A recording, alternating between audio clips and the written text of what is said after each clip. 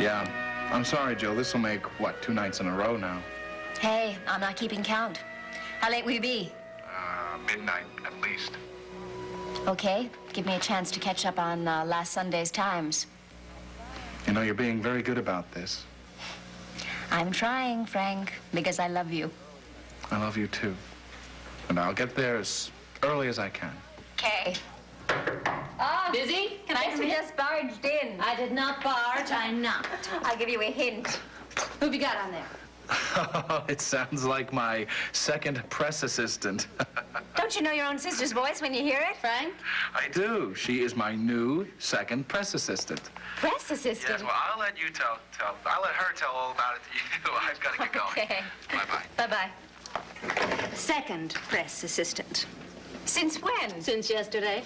Ah. I've been needing a change from Channel R. Yeah? Ray Woodard offered me a press job with Frank's campaign and the possibility of moving to the Woodard TV station afterwards. I took it. This way, my hours are more flexible. I can have Ryan with me a lot of the time and do something for Frank all at once. Sounds ideal. But enough about that. The reason for my visit is that tomorrow is Miss Ryan Spinelli's first birthday. Oh, man, already? I don't believe it. Incredible, isn't it? And there is a party, and you and Edmund are cordially invited. Ah, Edmund and I accept with pleasure. And so is Frank. Oh, terrific. And he'd better show up. Ah, great. Maybe it'll give us a chance to see each other. Hey, I thought things were going so well. They are, they are. They are. Jill. All right. Your brother is not easy to love. The demands of the campaign? Yeah.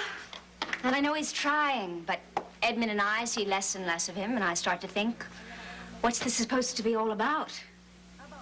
And yet I don't want to make demands from our side. How about one big holler and have done with it? I'm very much in favor of yelling. Oh, I wish I could. But with me, it has to build up. Sounds like it's beginning to. Well, you know, I had lunch with Seneca. And I ran into Jose Melendez. I hadn't seen him since he resigned months ago. Started telling me all about Washington.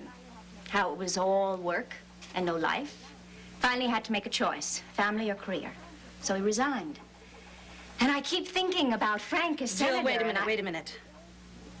Of course it's a big job. It's one of the biggest. But it has to be done. Now, it all depends on the person, doesn't it? Yeah. Now, Jose is a great guy, but he's nothing like Frank. And I love Maria, but she depends on her husband for everything. Oh, it's paradise for her to cook and sew and wash and raise those 4 little angels as long as she knows that Jose will be coming through that door every day at 5 o'clock. Now, that's not the relationship you want with Frank, is it? No. So there's really no comparison, is there? I assume Seneca was there for all of this? Oh, yes, he was. And asked all the leading questions? Yes, he did. Mayor, I like having him as a friend, and as long as he doesn't dictate my life to me, there is no reason why we can't be friends. How does Frank feel about that? The same way I feel about the time that he spends with Ray. Now, the situations aren't the same. No, that's true, they're not. Well, I, for one, will be glad when you guys get married. Problems are still gonna remain. Oh, but they'll be easier, you'll see. Of course, I'm very much in favor of marriage in general. Meanwhile, birthday party tomorrow. You tell Frank, and I'll tell Frank, and between us, maybe we can pry him loose. Ah, just us and babies. It sounds terrific. Us and the babies.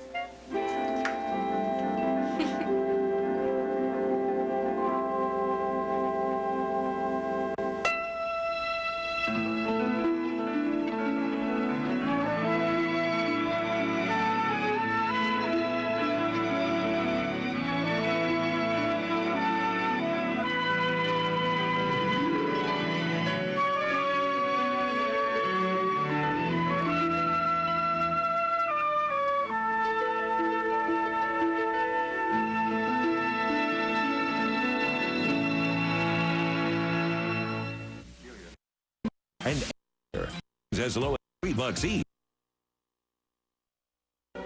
I know you're here only because Roger Coleridge forced it on you. But I still think it was brave of you to come. Brave? Me? Oh, yeah, sure. Don't you think you're brave? Never? You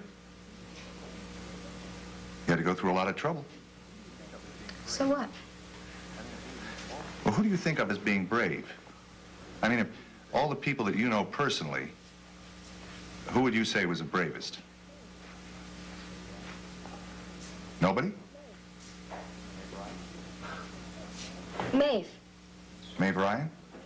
Yeah. Would you like to talk about Maeve? No, I thought I was here to talk about me. Oh, you can talk about anybody or anything you like. This time is yours. Yours alone. And if you don't want to talk, that's all right, too. We can just sit here and say nothing. Yeah, you'd probably tell Roger that I didn't talk at all. I absolutely will not. Word of honor. I'll only tell him if you don't show up at all. But when you're here, it's just between the two of us alone. Really.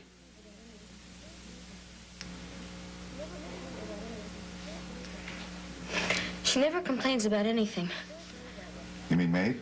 She never complains about anything. She's very brave that way. Oh. Does she have a great deal to complain about? No. See, she's really lucky. She's got Johnny and she's got a whole big family. Well, she probably has something to complain about. Yeah. Me. I think the only thing that the Ryans complain about is me. Well, at least you give them that. No, see, it's always been that way. If something is wrong, it's Delia's fault. See, Maeve would protect me sometimes. Not always, and sometimes Patty would defend me. Oh, yeah, and Siobhan likes me. Wait a second. let me get this straightened out. It's kind of a complicated scoreboard. Yeah, I think you could say that. Now, who complained about you? Everybody. Oh, but not Siobhan. Okay. Who defended you? Well, Maeve and Patty and Siobhan. Uh-huh. Not Johnny? Sometimes, yeah. And not Frank? Well, sometimes he did. Not Mary? Mary? Oh, no, never Mary. Mary's always mean to me. You see, the good thing is, if Siobhan is in the house, Siobhan is very kind to me, so it kind of evens things out. Okay. I think I got it straight now, thanks. Well, it sounds to me like you were a real part of the Ryan family. I thought I was, but no, I really wasn't. See, one day I would get up and I would feel wonderful and I'd feel really happy, and then the next day I could get up and somebody would do something mean to me. And then I would start feeling miserable and I would get afraid. You see, I couldn't really enjoy myself because as soon as I enjoyed myself, then I got scared that I would get afraid again. They didn't really like me. I think they just pretended to. So then I pretended back. I think that's why I pretend all the time. Oh, and they also feel very sorry for me. It's always, poor Delia. Oh, Maeve, she would say things like, oh, that poor child. See, my father died, and my mother worked in the subway station. She made change, and Bobby is my brother. He's Frank's best friend, so I just tag along with the two of them. But honestly, I don't think anyone liked me. Well, Frank must have. He married you. I'm pretty. Patty and I used to have a fun time in school also. Yeah, we really loved each other. It was the first time for both of us. But then we broke up, and I got married to Frank. Why? Because I had to be a Ryan. But then after we were married for a while, he started seeing Jill, and that really scared me. I just couldn't be alone. Now, why wasn't Pat helping you? Well, that's when Faith started going after him. Now, once she started going after him, she just didn't stop. But I won a couple of things over her. How? Well, at one point, I pretended that I was going away on a big trip with Roger, going off to Europe. Now, I felt that if Patty loved me, if he really loved me, he would stop me. And he did. He came up to Boston. He took me off that ship, and we had the most wonderful weekend. Doctor, that was the most wonderful thing that ever happened to me. See, he loved me. He loved me, not Faith. Well, then I got pregnant, and I felt when I lost the baby that Faith was going to win him back. But why, if he really loved you? Well, because Faith is very smart, and she went to college, and she's a doctor. They see each other all the time. See, all I had was the baby. The baby was mine. I didn't want him to know that I lost the baby before we got married. So that's why I said the miscarriage happened later. It's a lot of pretending. Yeah. But after you and Pat were married, Faith stopped pursuing him, didn't she? No, she tried even harder. You sure? Oh, of course I'm sure. I saw them together all the time. She'd be talking to him, touching him. They'd be laughing together. See, Doctor, she made every excuse she could to be with him. Yes, but all that time, she was going with Tom Desmond. They're married now. Yeah, well, sure, I know that. No, but really, Delia, don't you think it's possible that Faith wasn't really going after Pat all that much? No, she was. Now, that's true. Let me get this. Help me out for a second, if you would. See, I'm trying to figure out what's real and what you're pretending. You agreed that you were doing an awful lot of pretending. Doctor, can I go now? In a minute. No, I would like to go now. Oh, just this, Dee. Isn't it possible that part of what you were pretending was that Faith was still going after Pat? No, that's true. But when you start pretending so much, sometimes it's possible to get these things mixed up. No, it's true. Faith is chasing after Pat. Now, Doctor, please, can I go home?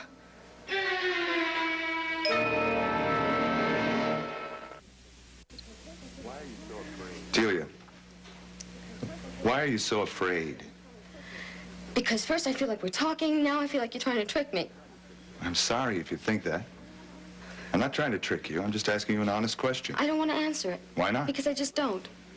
You afraid of the answer? Are you afraid that maybe you were pretending that Faith was still going after Pat? No, what I'm afraid of is that Roger is going to kick me out, put me on the street. I'm not going to have any place to go. Now, if you tell him, I know he will. Delia, I swear to you, I won't tell Roger or anyone else what you say here. Please believe me. Oh, well, then, can I go home? Okay. I can? Sure. You're not going to tell Roger that I left early? No, Delia, I promise you. I will not tell Roger. I apologize if I scared you. Oh, wait a minute. You didn't scare me. I scared myself. Okay. I'll see you next time. Okay. See, Doctor, it's just that, Huh? See, I feel like you want me to say that the reasons I'm unhappy are not because of somebody else. The reasons that I'm unhappy are because I lie and everybody finds out about it. Why would I want you to say that? Because it's true. It's true. Delia. Delia, you've just taken a very big step toward being really happy. Why? You just started growing up. By accepting the reality of the things you do and by accepting responsibility for your own life, you begin to be a mature person. How come I feel like a baby? Well, because you just admitted your true feelings to yourself without blaming anyone else. I think that's the healthiest thing I've ever heard you say, Dee. Now, I lie. And it gets worse, and it gets worse, and I can't stop it, and I don't know what to do about it. I know. So I lose everything, and I make my life into a mess, and I'll feel miserable. You can put it all back together again. How? Look, if we can work together, you'll find out how. You really will. You'll be able to answer a lot of the questions like the ones you answered today. You begin to see what a really great person you can be. All on your own, completely independent. You won't need Pat or the Ryans. They may be your friends or they may not, but you won't need them like you did before. You'll have mature, independent relationships. That sounds very lonely. I hope you see it isn't.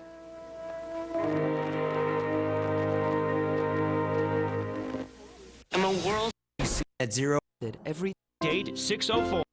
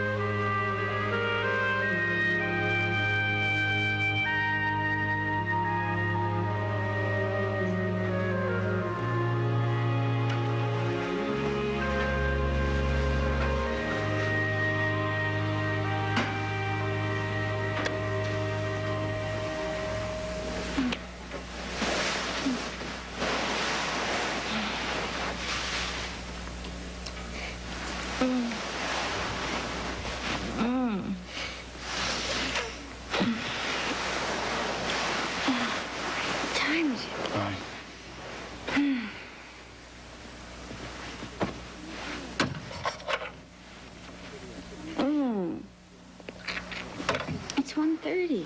Yeah, no, you look so pretty, I couldn't resist. Come on, Frank. Are you angry? No. No, I'm just groggy.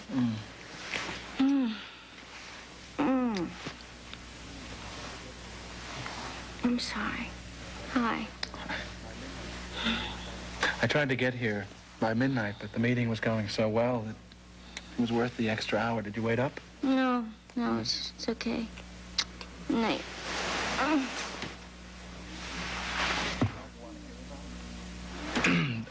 Don't you want to hear about it?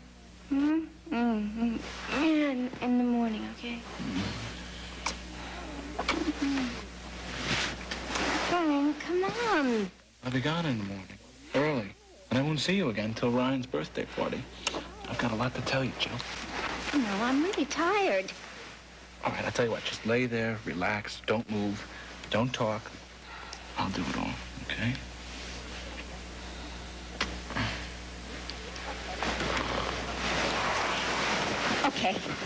Okay. I'm not gonna lie here, pretending that I'm not angry.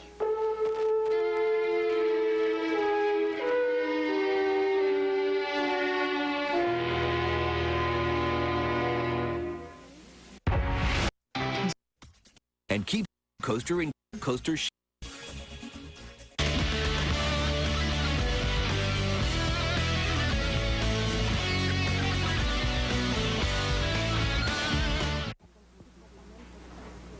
I've been doing a lot of thinking since yesterday.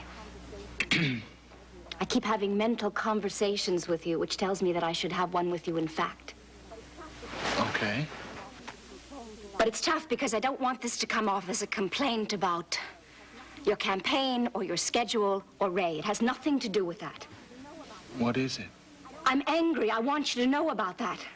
I don't like the fact that you assume that you can come in here at 1:40 in the morning, wake me out of a dead sleep after I've had a hard day at my job, and worked all evening as a mother. You know, it may be fine. You may want to sit up and tell me the glorious details about your day. But that doesn't mean that I have to sit up with you and listen to you. I thought you might be interested. I might be, in the morning. And I don't like the idea that you wake me up, make love to me, roll over and go to sleep, and then assume that you can see me the next time your schedule permits. No, I didn't mean it that way. But that's what you do! Okay. You've told me what you don't want. What do you want? I mean, under the circumstances that we're under don't indicate much more than kissing each other on the run. The campaign's going to be going on for another 5 months, so we better get all our grievances out now. I understand about your schedule. I understand about the campaign. I have no grievances about either one of them. And I will accommodate you whenever I can. But you have to understand that sometimes I simply cannot. And therefore, you have to be a little fair with me. And under this situation, this is one of those times. Well, I should think we would help each other out all the time. And I should think that the person that's sleeping should have more consideration than the person that comes in here at 2 a.m. You're making it later every time you mention. Oh, come on, Frank, you know what I mean. No, I don't know what you mean. It sounds like you're not willing to share what little time we can get. Well, I am less than willing to share it at, 1:30 in the morning. You know, I thought I made it abundantly clear that I didn't want to talk, that I didn't want to make love. I wanted to sleep. But you couldn't give me the consideration that you would expect me to give you. Okay. I think I've got it.